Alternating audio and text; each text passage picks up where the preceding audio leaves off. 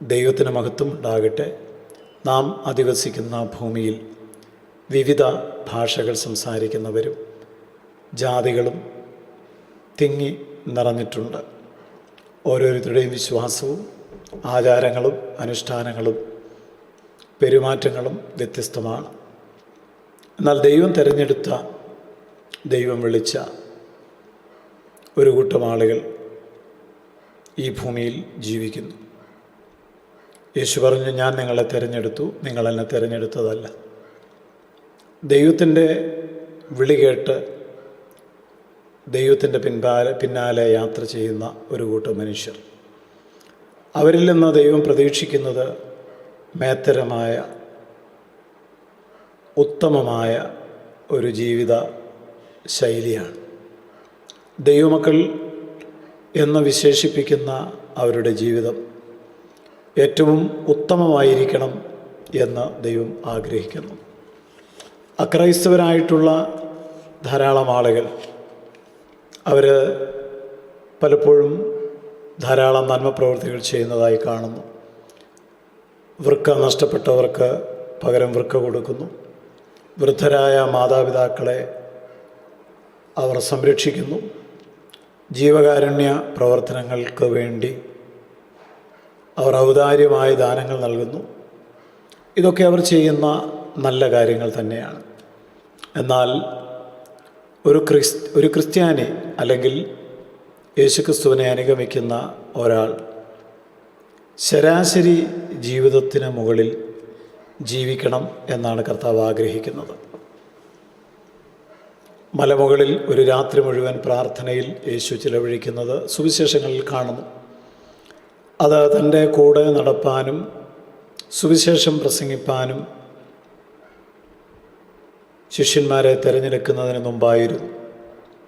പ്രാർത്ഥനയ്ക്ക് ശേഷമാണ് യേശു ശിഷ്യന്മാരെ തിരഞ്ഞെടുത്തത്.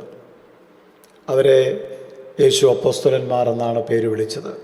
അയക്കപ്പെട്ടവർ എന്നാണ് ആ പദത്തിൻ്റെ അർത്ഥം. യേശു അവരെ പരിശീലിപ്പിക്കുന്നതായിട്ട് നമുക്ക് തിരുവെഴുത്തിൽ കാണാം.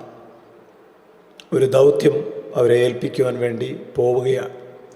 അതിനു മുമ്പ് കർത്താവ് അവരെ പരിശീലിപ്പിക്കുന്നു.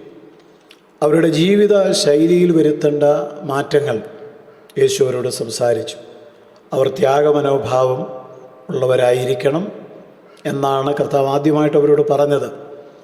തങ്ങളുടെ വിളിയെക്കുറിച്ച് അവർ വളരെ ഗൗരവമുള്ളവരായിരിക്കണം എന്ന് യേശുവരെ പഠിപ്പിച്ചു. ജനപ്രീതി ഒരിക്കലും ആഗ്രഹിക്കാത്തവരും ക്രിസ്തുവിന് വേണ്ടി ഉപദ്രവം സഹിപ്പാൻ സന്നദ്ധരും ആയിരിക്കണം എന്നാണ് ക്രിസ്തു അവരെ പഠിപ്പിച്ചത്. എന്നാൽ കേൾക്കുന്നവരായ നിങ്ങളോട് ഞാൻ പറയുന്നത്, നിങ്ങളുടെ ശത്രുക്കളെ സ്നേഹിപ്പീൻ, നിങ്ങളെ പകയ്ക്കുന്നവർക്ക് ഗുണം ചെയ്യുവീൻ, നിങ്ങളെ ശപിക്കുന്നവരെ അനുഗ്രഹിപ്പീൻ, നിങ്ങളെ ദുഷിക്കുന്നവർക്ക് വേണ്ടി പ്രാർത്ഥിപ്പീൻ, നിന്നെ ഒരു ചെകിട്ട് തടിക്കുന്നവന് മറ്റേതും കാണിച്ചു കൊടുക്കുക, നിൻ്റെ പുതപ്പെടുത്ത് കളയുന്നവന് വസ്ത്രവും തടുക്കരുത്, നിന്നോട് ചോദിക്കുന്ന ഏവനും കൊടുക്കുക, നിനക്കുള്ളത് എടുത്തു കളയുന്നവനോട് മടക്കി ചോദിക്കരുത്. മനുഷ്യർ നിങ്ങൾക്ക് ചെയ്യണമെന്ന് നിങ്ങൾ ഇച്ഛിക്കുന്നത് പോലെ തന്നെ അവർക്കും ചെയ്യുക. കർത്താവിൻ്റെ ഇങ്ങനെയുള്ള കൽപ്പനകളോടുള്ള ശിഷ്യന്മാരുടെ പ്രതികരണം നമുക്ക് ചിന്തിക്കാവുന്നതേ ഉള്ളൂ. ഈ കൽപ്പനകളോടുള്ള ഒരു ക്രിസ്ത്യാനി എന്ന നിലയിൽ നമ്മുടെ പ്രതികരണം എന്താണ്? ഞങ്ങളത് അനുസരിക്കുന്നു, വിശ്വസിക്കുന്നു, ചെയ്യുവാൻ ആഗ്രഹിക്കുന്നു എന്ന് നാം പറയുമോ? ഇവിടെ കർത്താവ് പഠിപ്പിക്കുന്നത് ഈ ലോകത്തിൻ്റെ ജീവിത രീതികളോട് അനുരൂപപ്പെട്ട് ജീവിക്കുവാൻ വേണ്ടിയല്ല. അത് സ്വാഭാവികമായൊരു പെരുമാറ്റമാണ്. എന്നാൽ ജഡരക്തങ്ങൾക്ക് ഉപരിയായ ഈ ലോകത്തിലെ ജീവിത രീതികൾക്ക് മേലെ ഉള്ള ഒരു നടപ്പാണ് യേശു പ്രതീക്ഷിക്കുന്നത്. അതായത് യേശുവിനെ അനുഗമിക്കുന്ന ഒരു വ്യക്തിയുടെ ജീവിതം മറ്റെല്ലാവരിൽ നിന്നും വ്യത്യസ്തമായിരിക്കണം. ഇത് യേശു പ്രത്യേകം തൻ്റെ ശിഷ്യന്മാരെ പഠിപ്പിക്കുന്നതിൽ ശ്രദ്ധിച്ചിരുന്നു.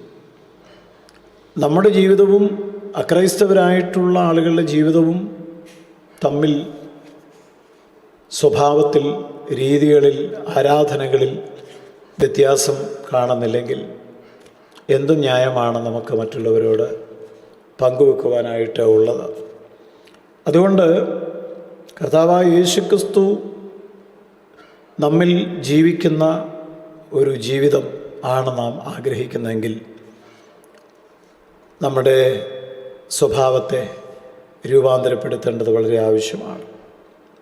അല്ലെങ്കിൽ നാം ക്രിസ്ത്യാനി എന്ന നാമം ധരിച്ചുകൊണ്ട്, ആ പുറങ്കുപ്പായം ധരിച്ചുകൊണ്ട് ജീവിക്കുന്നു എന്ന് മാത്രമേ മറ്റുള്ളവർ മനസ്സിലാക്കുകയുള്ളൂ. അതിനാൽ ഈ വചനങ്ങളിൽ അടിസ്ഥാനപ്പെട്ട് ജീവിക്കുവാനുള്ള ഹൃദയ വാഞ്ഛ ദൈവം നമുക്ക് നൽകട്ടെ.